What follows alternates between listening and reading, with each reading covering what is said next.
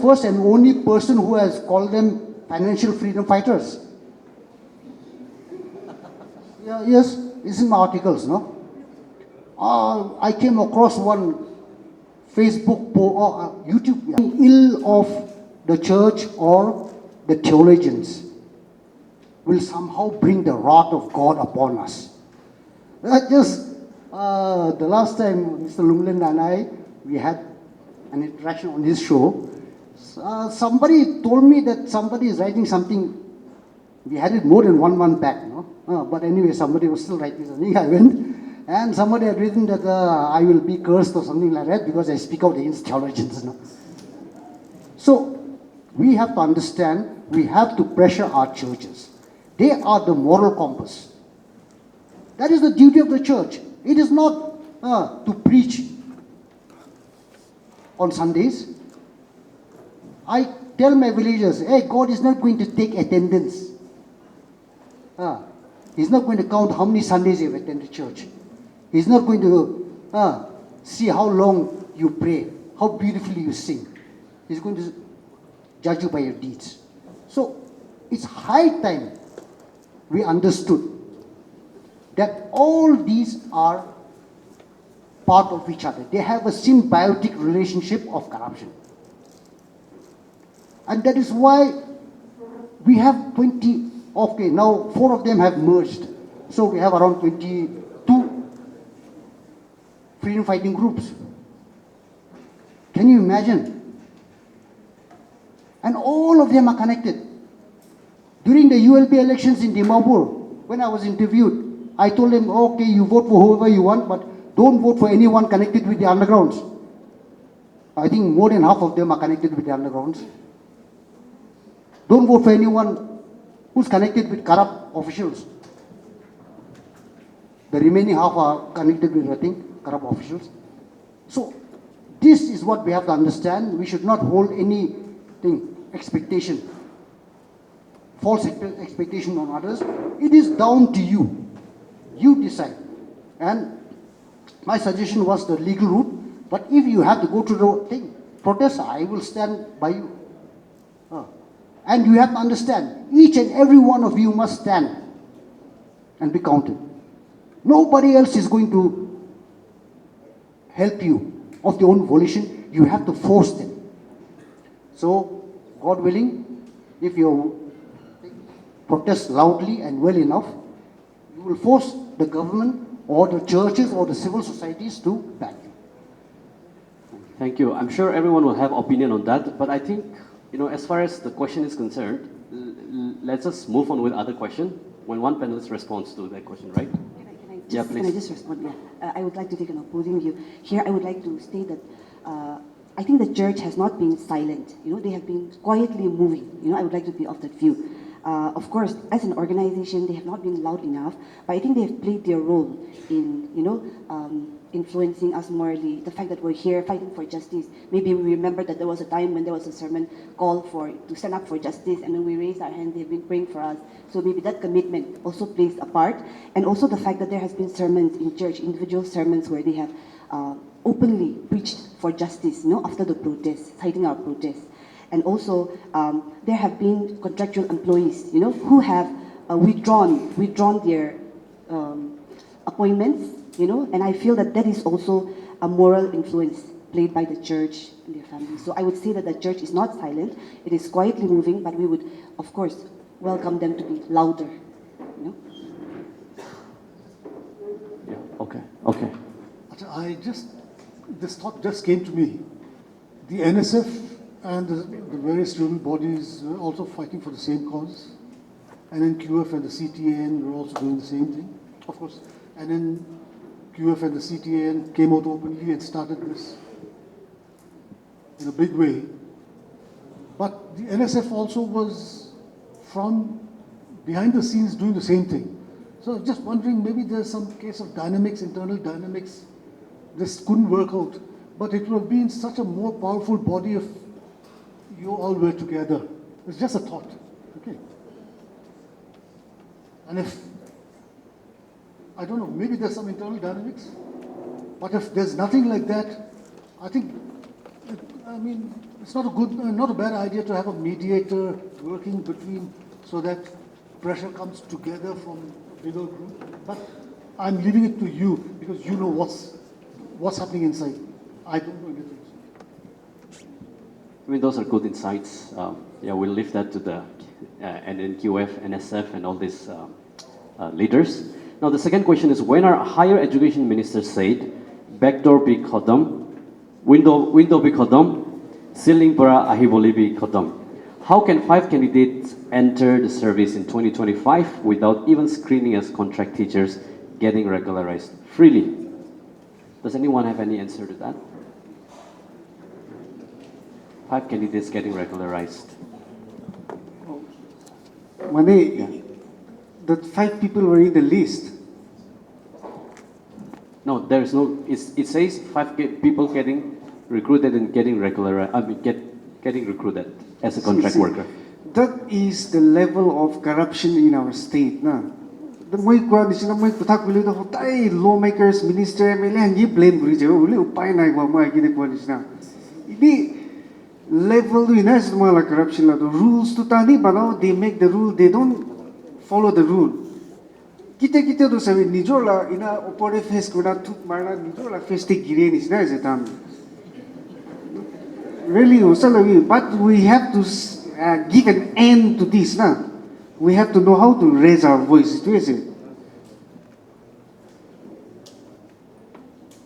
Someone saying that there are 5 candidates whose names have not been revealed. Yeah, that's a news that we have also heard. You know, so we filed the RTI again recently, but even in that RTI, those names have not come out. You know, so it's a very suspicious matter.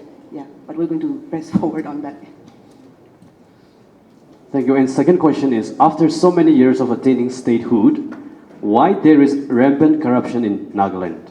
Those sitting ministers and MLAs are well educated about unemployment scenario and are well-spoken people in public. Are they hypocrites? Are they deliberately doing it?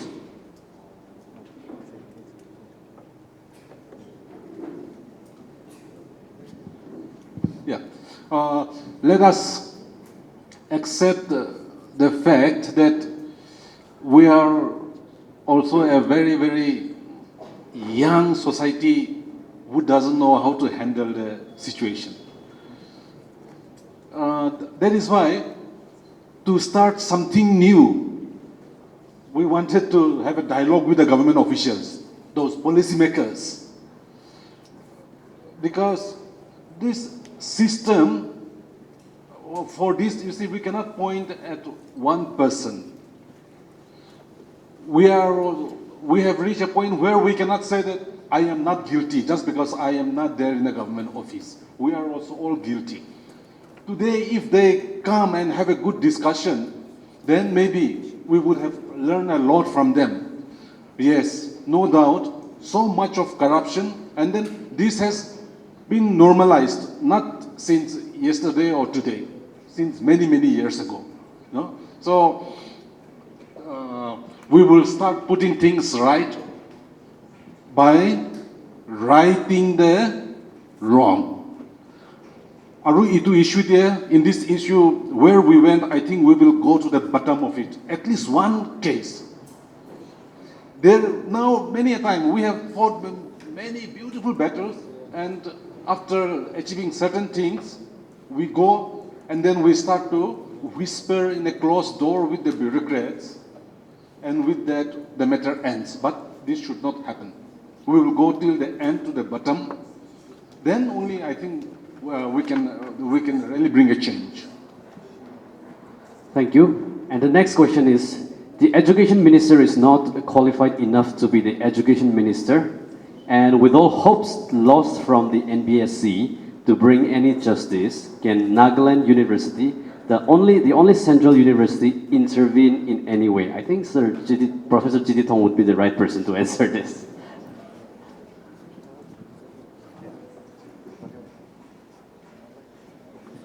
Now, the university has a mandate. Every central university is autonomous. All universities are supposed to be autonomous, but central universities have full autonomy, except those in Delhi and those places. They have their problems with the government. So we recruit, I mean, not we, I'm a retired man. The Nagaland University recruits its own faculties and own staff. It's not given, the UPSC does not conduct any interviews except for the union territories. But I don't think the university will have a mandate to conduct interviews for or intervene in this matter. But see, because I'm here, I was here in the Nagaland University for the last 28 years, the NPSC never invited me for any work. And then many of my friends also say, what's the NPSC doing? They don't want our services. But it's up to them, because they have an agenda. So, I don't know. I don't think the university can intervene in any way, because that's totally autonomous. This is Nagaland government. But we can discuss this, see if anything is happening. Because one good thing is that for this NIMSA, the medical college in Kohima, because that medical college is affiliated to the Nagaland University, I was deputed as a member of the interview board. So there we ensured that everything is very clean, only the best got in. But if the government puts it into the policy for the Public Service Commission, that there should be a nominee from the Nagaland University, that is one way. So one good member from the Nagaland University can clean up, will not permit open corruption. Thanks. Next question is, could AI conducted interviews be a game changer? It might offer benefits like reduced bias, standard evaluation, and increased efficiency. Has anyone ever used AI? No.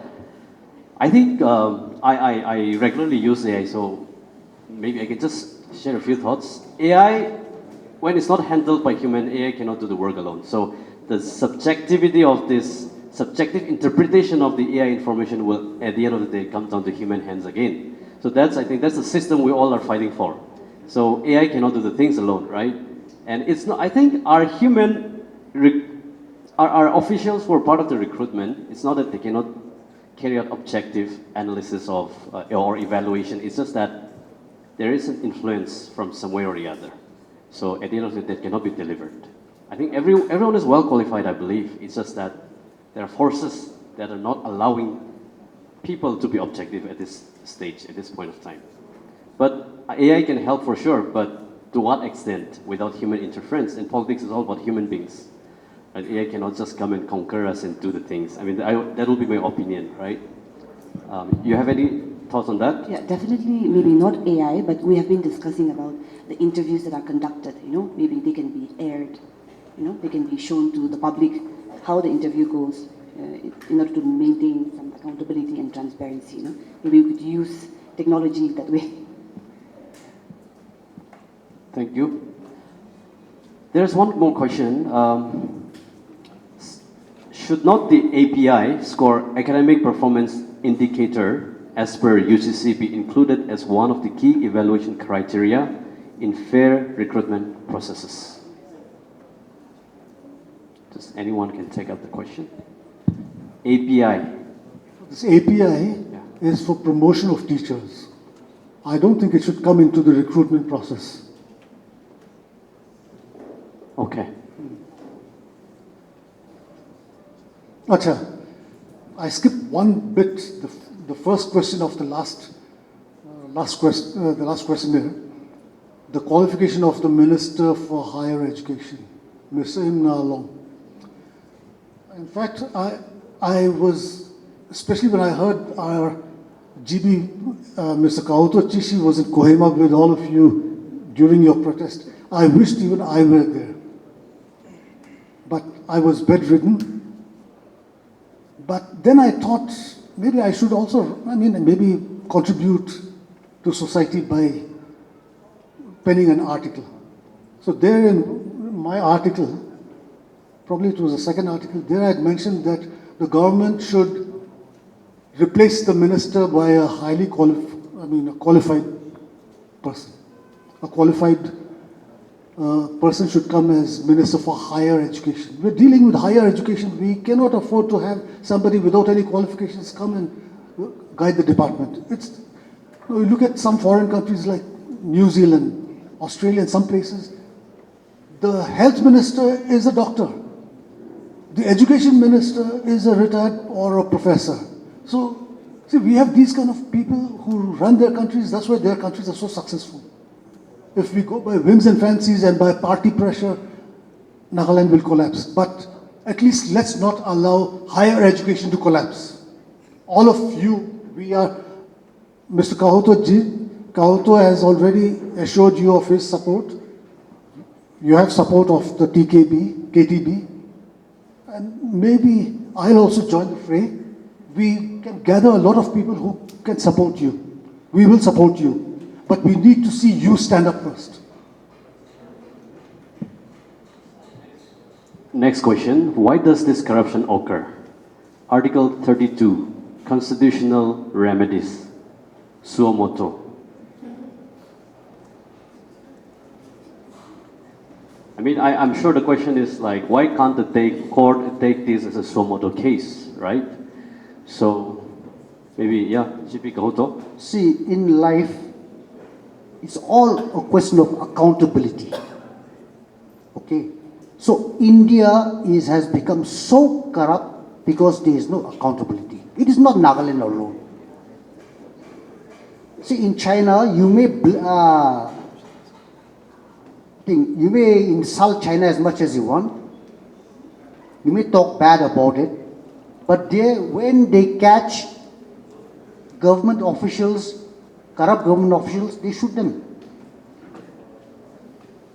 But here in India, you see the corrupt are enjoying life. So the Nagas, I keep saying this, Nagas have learned the worst of the Indians, but nothing, because they have very good aspects of Indians also, but none of them good. Okay, traffic rules also we don't follow. Look at Mizoram. Look at Nagaland, especially Dimapur.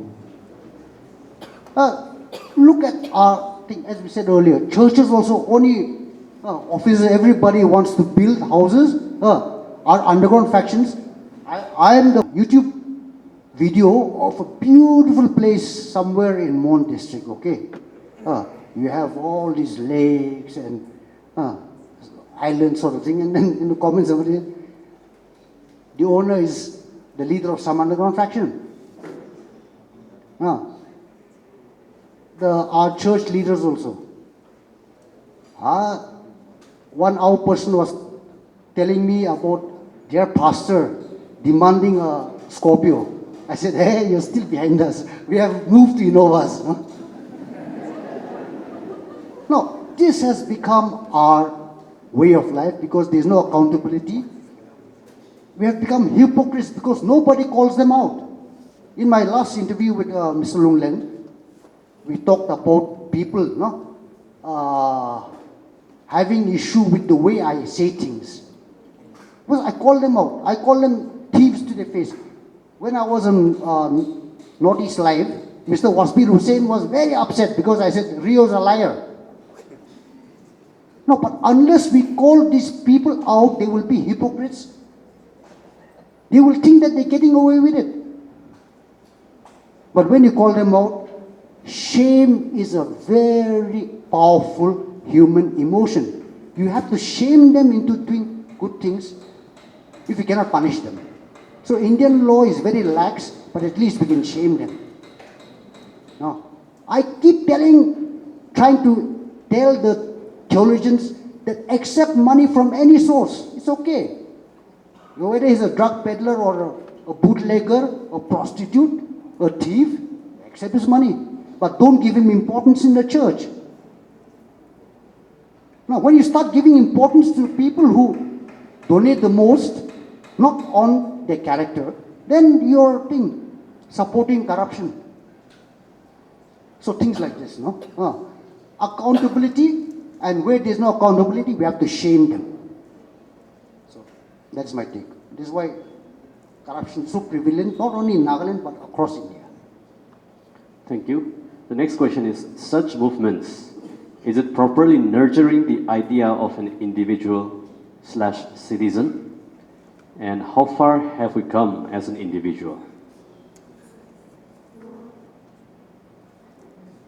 Yeah, this a little vague question actually. Such movements, is it properly nurturing the idea of an individual/citizen? Is the movement properly nurturing the idea of an individual? And how far have we come as an individual? So I think, come as an individual. I cannot explain further because I'm reading out the word. Right. Maybe we can think about it and we'll jump to the next question. Where is the place of truth and justice in Nagaland, which is Naga society? As concerned citizens, what can we do, or our responsibility is to mitigate corruption in Nagaland? Third question is, how can we make our democratic institutions more accountable on the questions of accountability? So the first question, where is the place of truth and justice in Nagaland? Someone can take that and I'll repeat the next question. Yeah, please go ahead. So that's an earlier I question. think by such movements, I think you mean the movement that we are currently eating, no? Such movements, no? Are they properly nurturing the idea of an individual citizen? Yes. Because it is teaching us the duties of an individual or a citizen. As an individual, as a citizen, it is your duty to stand up in a fight for justice. Nothing comes free in life. You have to fight for it or you will lose it. So that is one. And then how far have we come as an individual? No, see here too, we have not progressed as individuals or as a society. We're just starting. That's my take. Thank you. We are about to wind up. A few more questions, and there will be refreshments outside. So no worry about sitting here for long. Okay. Where is the? Can I intervene? Sorry. I'm sorry. They will be serving the refreshments as we continue right the now. discussion. Okay. Yes. I'm sorry. So yeah, refreshment will be served right now as we have this conversation.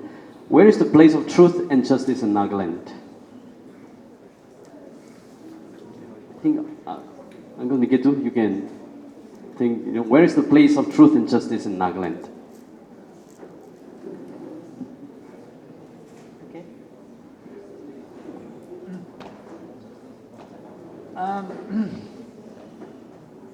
I think some very interesting, very important question, bringing down to the individual, something about individual, where is justice, something like that.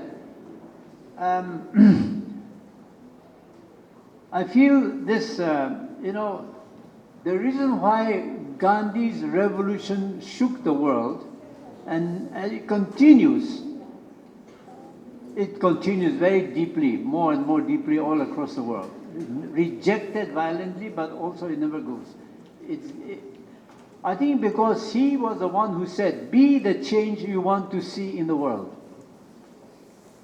We say, well, we know it.